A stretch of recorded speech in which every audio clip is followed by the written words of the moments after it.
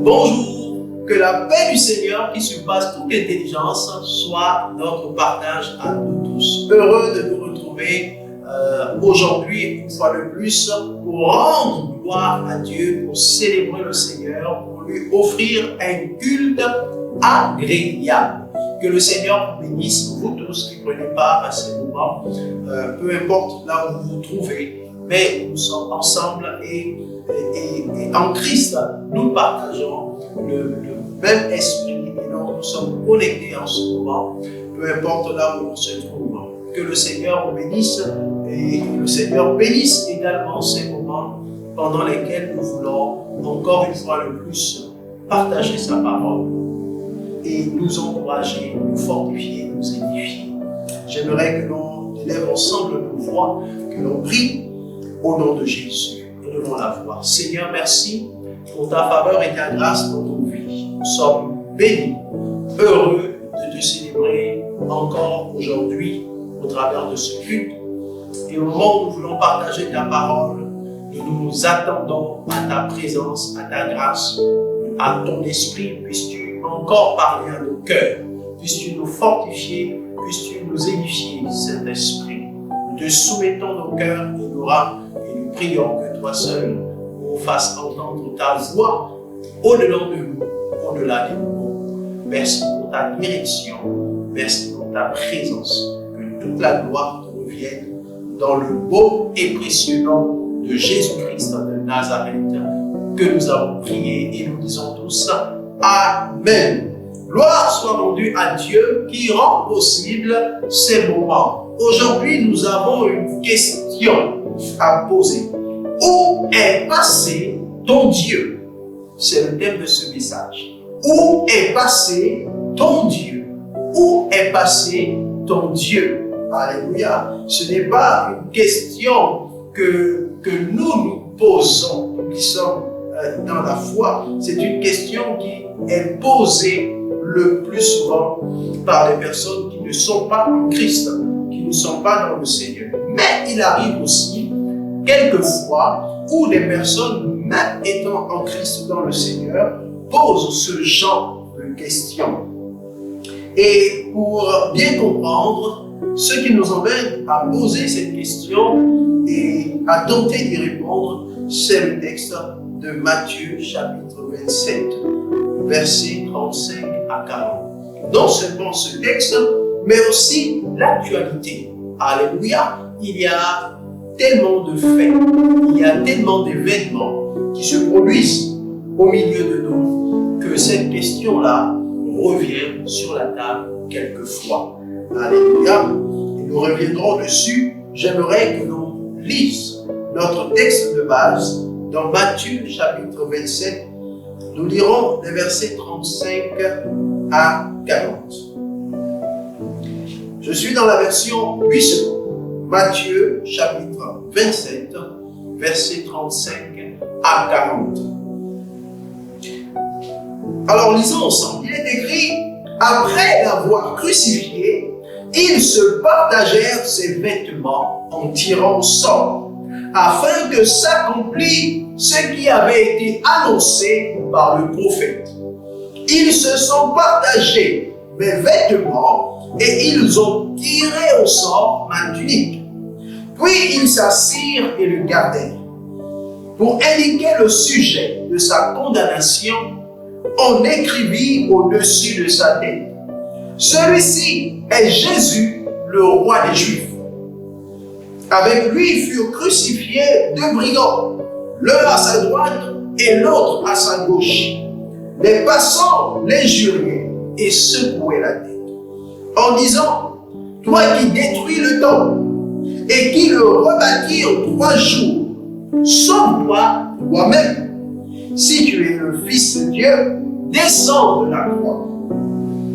Les principaux sacrificateurs, les scribes et les anciens se moquaient aussi de lui et disaient: il a sauvé les autres et il ne peut se sauver lui-même. S'il est le roi d'Israël, qu'il descende de la croix et nous croirons en lui. Il s'est confié en Dieu, que Dieu le délivre maintenant, s'il l'aime, car il a dit: je suis fils de Dieu. Amen. Vous avez compris, nous parlons de Jésus-Christ de Nazareth. C'est homme qui a bouleversé le monde, qui a changé un certain nombre de paradigmes, qui a bouleversé sa société, qui a exercé un ministère puissant, un ministère glorieux, un ministère époustouflant. Jésus a été crucifié sur la croix, comme nous le savons très bien. Mais voici que, étant cloué à la croix, il subit des railleries, il subit des moqueries. Et la Bible nous dit qu'ils ont indiqué sur une pancarte son statut. Celui-ci est le roi des Juifs. Mais ils l'ont fait pour se moquer de lui. La Bible dit que les passants les juriaient et secouaient la tête. En fait, personne ne comprenait. En même temps, ils se raillaient, ils se moquaient de lui. Mais en même temps, certains étaient surpris, étaient étonnés. Comment celui-ci qui a fait autant de miracles, comment celui qui a guéri des malades, qui a redonné la vue aux aveugles, qui a redonné l'usage des membres à ceux qui étaient infirmes, comment quelqu'un qui a même ressuscité les morts, souvenons-nous, il a ressuscité le fils de l'aveugle de Naïm. Souvenons-nous, il a ressuscité Lazare dans Jean chapitre 11. Lazare était mort depuis 4 jours. Il était enterré, il était déjà dans le tombeau et Jésus l'a fait ressortir du tombeau. Comment quelqu'un d'aussi puissant pouvait-il se retrouver dans cette position d'impuissance, dans cette position d'incapacité, dans cette position où il était sujet à la mort? Et les hommes profitaient de cela pour se railler, pour se moquer de lui. La Bible dit que les passants les juriaient et ils secouaient la tête. Donc vous pouvez vous représenter en image le film de ça. Comment est-ce que cela se passait? La Bible dit même que parmi ceux qui étaient crucifiés avec lui, certains aussi n'arrêtaient pas de lui lancer des paroles déplacées. La Bible nous dit aussi que les principaux sacrificateurs, les scribes, les anciens, aussi se moquaient de lui. Parmi les passants, certains disaient que lui qui a dit qu'il est capable de reconstruire le temple en 3 jours après que le temple ait été détruit, lui qui prétend être fils de Dieu, comment se fait-il qu'il ne peut pas descendre de cette croix? Alléluia. Et les principaux sacrificateurs et les scribes étaient en train aussi de se moquer en disant: il a sauvé les autres, mais il ne peut se sauver lui-même. Alléluia. Et que s'il est roi d'Israël, qu'il descende de la croix, afin qu'il croie en lui.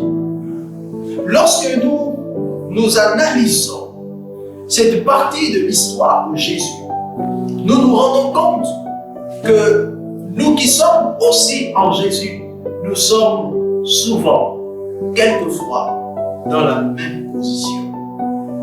Alléluia. Nous sommes souvent dans la même position. Comment quelqu'un qui a fait de si grands miracles pouvait-il se retrouver dans cette position d'incapacité, dans cette position de puissance? Alors vient la question: où est passé son Dieu? En fait, ce que les passants disaient dans leur cœur, c'est où est passé son Dieu? Lui qui est aussi puissant, lui qui prétend être le Fils de Dieu, où est passé son Dieu alors qu'il se trouve cloué à la croix et qu'il est incapable de descendre de la croix? Lui qui a sauvé les autres, comment se fait-il qu'il ne peut pas se sauver lui-même? Où est passé son Dieu? Alléluia. Où est passé son Dieu? Je crois que nous sommes plusieurs à recevoir de façon même indirecte cette question. Où est passé ton Dieu? Où est passé ton Dieu?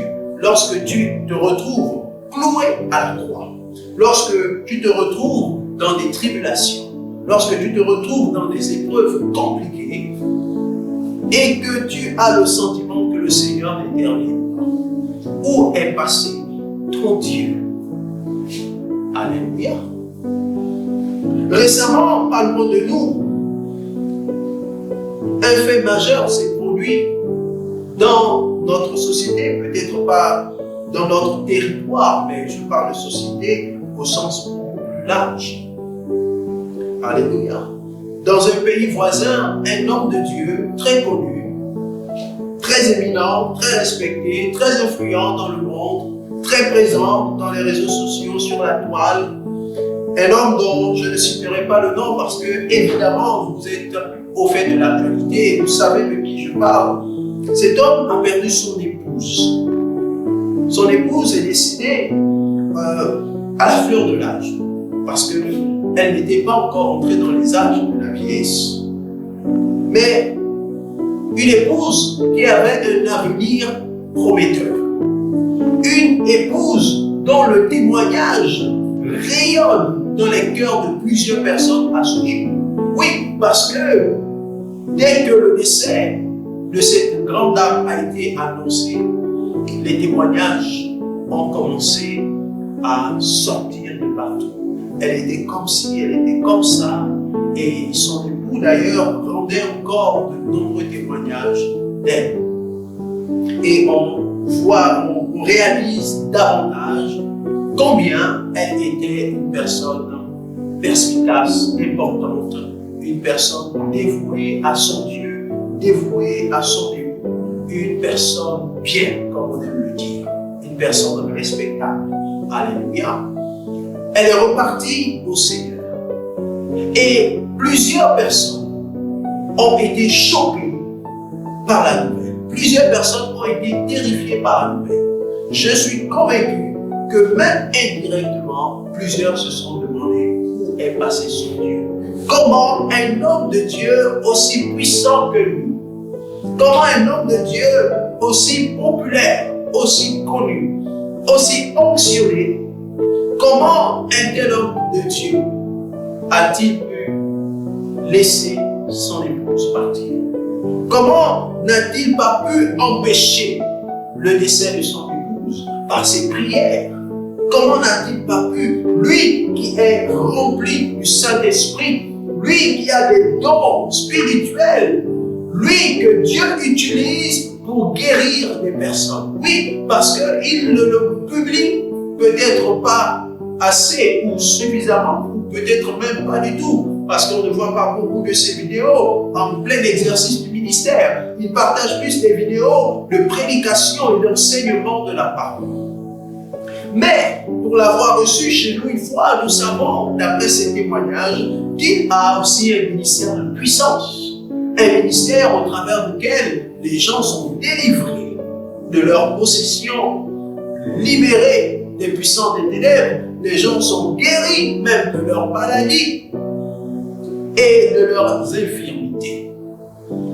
Comment quelqu'un qui a un ministère de puissance, un ministère qui est en pleine croissance, un ministère glorieux, si on peut le dire, comment quelqu'un qui a des dons spirituels, les dons d'opération, les dons de miracle, comment quelqu'un qui est rempli du Saint-Esprit, comment quelqu'un peut-il être, comment quelqu'un de ce calibre peut-il être atteint par une telle nouvelle? Et que ce soit des chrétiens, des enfants de Dieu ou des non-chrétiens, plusieurs ont été bouleversés par la nouvelle. Faut-il concevoir, faut-il accepter que c'est la volonté de Dieu? Alors, peut-être, comme certains l'ont pensé, il a peut-être manqué de vigilance sur telle chose, etc. Bref, la question qui se pose et que plusieurs se sont posés indirectement et même dans leur cœur tout simplement, est où est passé son Dieu? Exactement comme Jésus, il a sauvé les autres et il ne peut se sauver lui-même. Il a peut-être guéri des femmes, d'autres serviteurs de Dieu ou d'autres enfants de Dieu et il n'a pas pu empêcher son épouse de mourir. Alléluia. Je crois que ce fait divers a touché beaucoup d'âmes. Et plusieurs sont peut-être restés avec des questions. Et j'aimerais donc nous encourager à croire en la parole de Dieu. La parole de Dieu nous révèle que Dieu est souverain, nous révèle que Dieu est au-dessus de toutes choses. Alléluia. Et qu'on peut tout avoir comme don, comme capacité, comme puissance. On peut faire toutes choses que Dieu nous permet de faire, des miracles, des résurrections des morts, etc. Mais lorsque le moment de passer par la croix arrive dans nos vies, eh bien nous ne pouvons rien. Alléluia. Donc ce n'est ni la faute de l'homme de Dieu, ce n'est ni la faute de l'épouse, ce n'est ni la faute de personne. C'est juste qu'il arrive dans la vie de tout enfant de Dieu des moments où nous sommes comme éprouvés, comme si nous passions par la croix, comme Jésus lui-même est passé par la croix. Il arrive des moments où nous avons le sentiment que nous avons perdu totalement le contrôle. Et exactement, Jésus, à un moment donné, dira, « Père, pourquoi m'as-tu abandonné ?» Sous l'agonie, sous le poids de la souffrance à la croix, lui-même a dit, « Père, pourquoi m'as-tu abandonné ?» Et quand vous dites, où es-tu passé, Père? Où est passé ce Dieu puissant qui se manifeste, qui fait des miracles? Où est passé ce Dieu?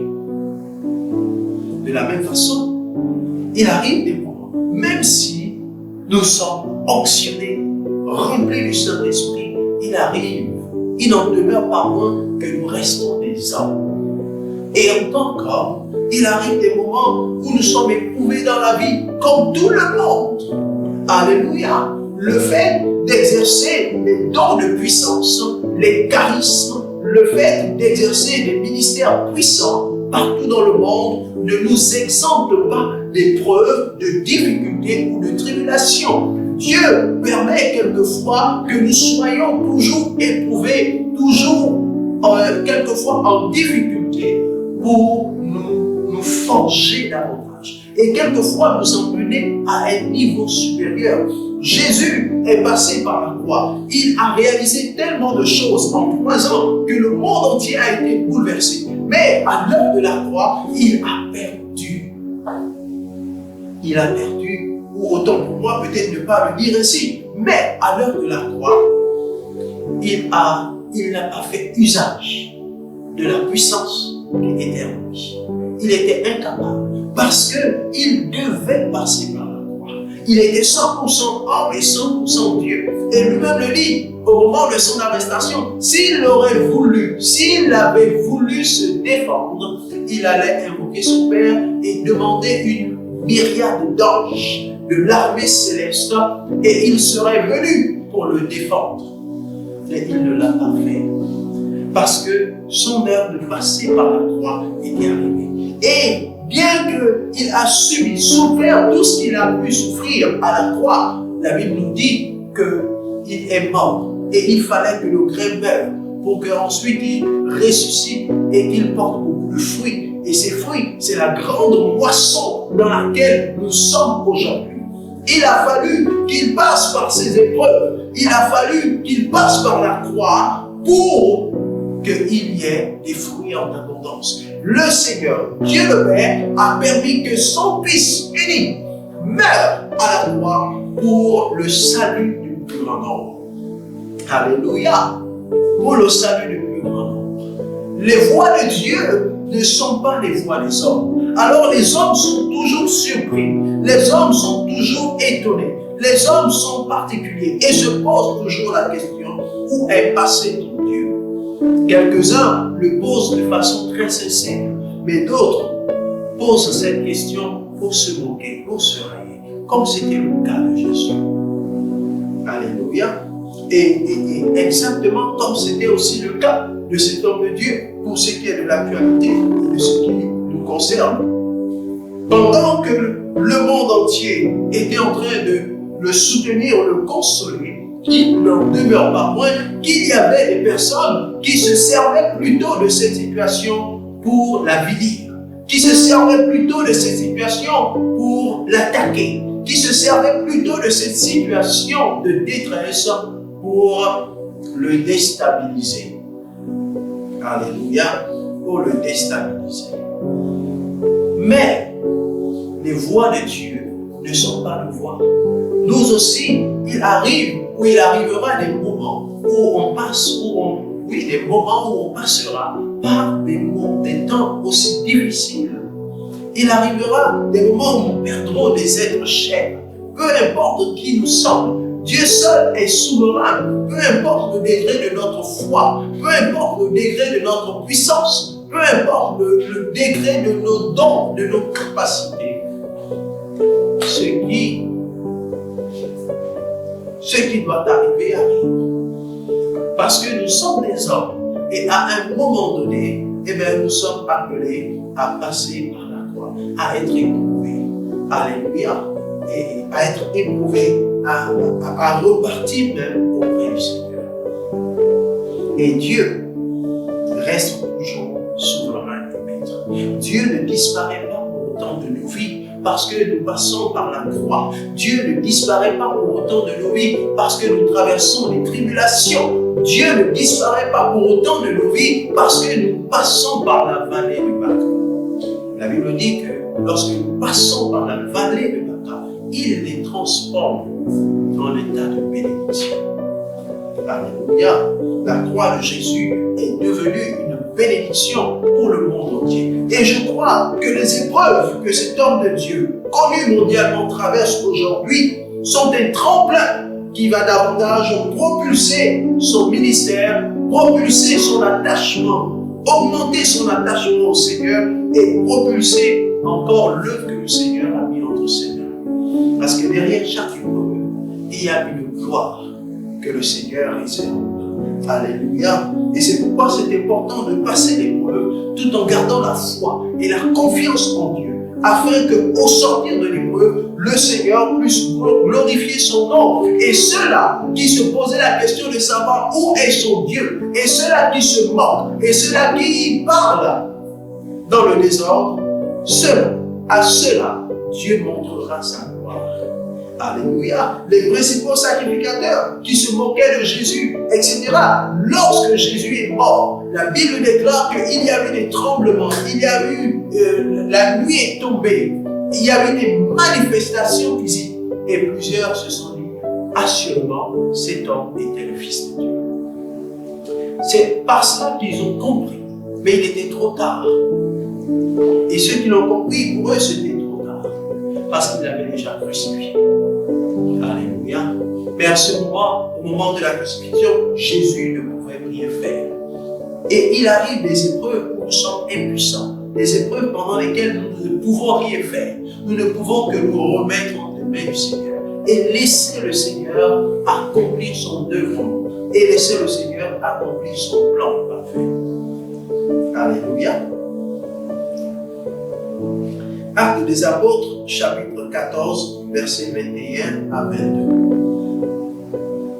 Lisons ensemble ce texte. Actes chapitre 14, versets 21 à 22. Il s'agit de l'histoire de Paul et Barnabas qui vont en mission. Alléluia. Il s'agit du premier voyage missionnaire. Nous sommes dans ce contexte, le premier voyage missionnaire de Paul et Barnabas. Acte 14, verset 21 à 22, il est écrit: quand ils eurent évangélisé cette ville et fait un certain nombre de disciples, ils retournèrent à Lystre, à Icône et à Antioche, fortifiant l'esprit des disciples, les exhortant à persévérer dans la foi et disant que c'est par beaucoup de tribulations qu'il nous faut entrer dans le royaume de Dieu. Alléluia.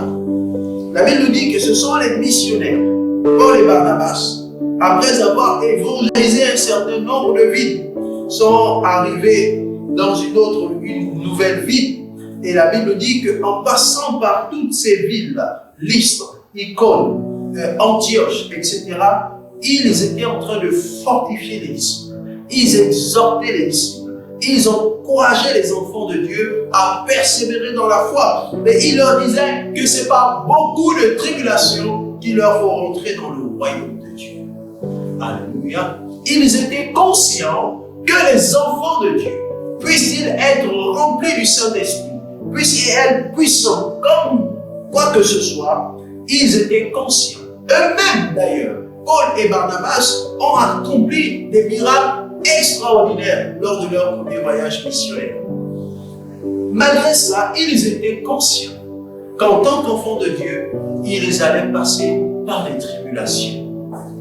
Le fait qu'ils étaient remplis de puissance, le fait qu'ils ont accompli des exploits, le fait qu'ils aient guéri des malades, ne les épargnait pas eux-mêmes des tribulations. Et quelquefois, les personnes perdent la foi, ne comprennent pas que les hommes de Dieu, puissent-ils être puissants, remplis du Saint-Esprit, les hommes de Dieu eux-mêmes aussi passent par les tribulations. Quelquefois, nous avons l'image des hommes de Dieu comme étant des personnes infaillibles, comme étant des personnes super spirituelles, super puissantes, comme étant des personnes qui n'ont pas de problème. Alors qu'il arrive que les hommes de Dieu aient des difficultés dans leur quotidien. Il arrive que les hommes de Dieu ne soient pas parfaits. Il arrive qu'ils passent eux-mêmes par des périodes où ils sont comme cloués à la croix, où ils sont comme impuissants. Et ils ne peuvent que s'en remettre au Seigneur qui les a appelés, comme le Seigneur Jésus l'a fait. Il arrive des moments où ils sont aussi éprouvés, où ils passent par des tribulations comme tout le monde. Jésus a dit, s'ils ont éprouvé, s'ils ont attaqué le bois vert, qu'en sera-t-il du bois sec? C'est-à-dire que Jésus lui-même, avant son départ, a préparé les disciples en leur faisant comprendre que je suis moi-même passé par les tribulations, vous aussi. Alléluia. Et donc, les épreuves, les tribulations ne sont pas l'apanage de quelques personnes, ne sont pas le fait d'être simplement moins spirituels. Même des personnes spirituelles peuvent être éprouvées à des degrés très élevés. Et Dieu a fait les choses ainsi. Seul Dieu est souverain. Aucun homme n'est souverain. Dieu a fait les choses ainsi pour éprouver, préparer tout homme afin qu'il porte davantage de fruits. Parfois, il vient émonder, il vient presser pour que le jus sorte. Alléluia. Pour que le jus sorte et que ce jus-là puisse étancher la soif d'un grand nombre de personnes. Quelquefois, Dieu nous fait passer par la croix comme Jésus pour que nous puissions porter plus de fruits. Parfois, Dieu nous fait mourir de l'intérieur, tuer notre ego pour que nous soyons capables de porter plus de fruits pour lui, pour le bien de nous donnons. Alors, où est passé ton Dieu? Si on te pose la question, où est passé ton Dieu? Dis que mon Dieu est vivant et il est toujours auprès de moi. Que peu importe, alléluia, peu importe la tribulation, mon Dieu est vivant et il est toujours auprès de moi. Mon Dieu est vivant et il est toujours auprès de moi. Alléluia. Même si vous me dites que j'ai sauvé les autres et que je ne peux me sauver, je garde la foi en mon Dieu parce que je sais que mon Dieu me réserve des choses meilleures. Alléluia. Des choses meilleures. Et vraiment, je veux nous encourager à croire que le fait d'être rempli de dons spirituels, de foi, de puissance, ne nous épargne pas, ne garantit pas, alléluia, que nous allons mener une vie douce et tranquille. Au contraire, les épreuves, les montagnes seront toujours sur le chemin, mais Dieu nous les fera traverser. Alléluia, il nous les fera traverser. Et n'oublions pas que Dieu est toujours au contrôle. La Bible dit qu'il fait concourir toutes choses à notre bien. Alléluia. Donc même s'il n'intervient pas et qu'il nous permet, il nous laisse passer par la vallée, par les épreuves, par les tribulations, sachant qu'il ne nous abandonne pas pour autant. Alléluia. Il est toujours au contrôle de nos vies et il saura toujours nous rendre ce que nous aurons mérité. Alléluia. Je crois que le Seigneur reste fidèle et je nous encourage à croire que Dieu est toujours fidèle, comme le déclare sa parole. Jésus a fait tellement de grandes choses, mais au moment de la croix, il ne pouvait pas se sauver, il ne pouvait pas descendre de la croix, il ne pouvait que subir et traverser la croix pour que le plan de Dieu s'accomplisse. Nous aussi, il arrivera des moments, comme ce serviteur de Dieu qui semble être très éprouvé, expression utilisée pour traduire, imagée par la croix, il semble qu'il traverse ces moments et Dieu accomplira toujours son plan dans sa vie. De la même manière, vous aussi, moi aussi, lorsque nous traversons des moments encore plus compliqués que ce que nous avons connu, sachant que le Seigneur est toujours avec nous et qu'il ne nous abandonne pas. Alléluia. Même si ceux qui ne le connaissent pas se moquent et disent où est passé son Dieu, alors qu'il se sauve lui-même puisqu'il dit qu'il est enfant de Dieu, puisqu'il dit qu'il est fils de Dieu, gardons notre espérance, notre foi. Ne nous laissons pas atteindre par les paroles de ceux qui ne confessent pas le nom de Jésus. Ne nous laissons pas atteindre par les paroles de ceux qui ne croient pas en Jésus.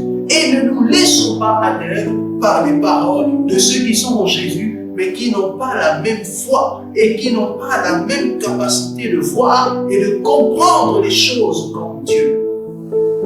Alléluia.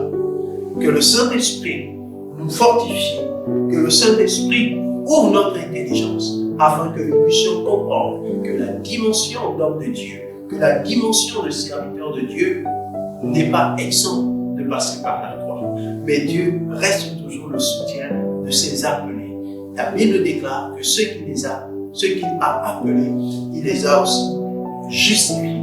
Et ceux qu'il a justifiés, il les a aussi glorifiés. Que le Seigneur puisse nous glorifier au moment venu. Amen. Prions le Seigneur, élevons nos voix et demandons-lui d'être toujours notre soutien, notre secours et notre appui en temps d'épreuve ou en temps de joie. Prions au nom de Jésus. Notre Père, nous bénissons ton nom. Nous te rendons grâce parce que par ta parole, tu ouvres notre intelligence, Seigneur, et tu parles à notre esprit. Merci, Seigneur, de nous encourager à fixer nos regards vers toi. Peu importe le chemin par lequel nous passons, peu importe les temps, que ce soit des moments où nous passons par la croix comme Jésus, que ce soit des moments où nous sommes crucifiés par les paroles des autres, où nous sommes crucifiés par les actions des autres, que ce soit par les moments où nous sommes avilis. Seigneur, donne-nous toujours de focaliser nos regards sur toi, de garder la foi et l'espérance et de te voir agir en retour dans nos vies. Seigneur, merci de fortifier ton serviteur qui a été éprouvé et que le monde entier, Seigneur, le monde chrétien a soutenu. Père, merci de fortifier la foi de chacun de tes enfants que nous sommes. Laisse que toute la gloire nous vienne dans le beau et précieux nom de Jésus que nous avons prié et nous disons tous. Amen. Que Dieu nous bénisse. À très bientôt pour un prochain moment de partage de la parole de Dieu. Que Dieu nous bénisse. Amen.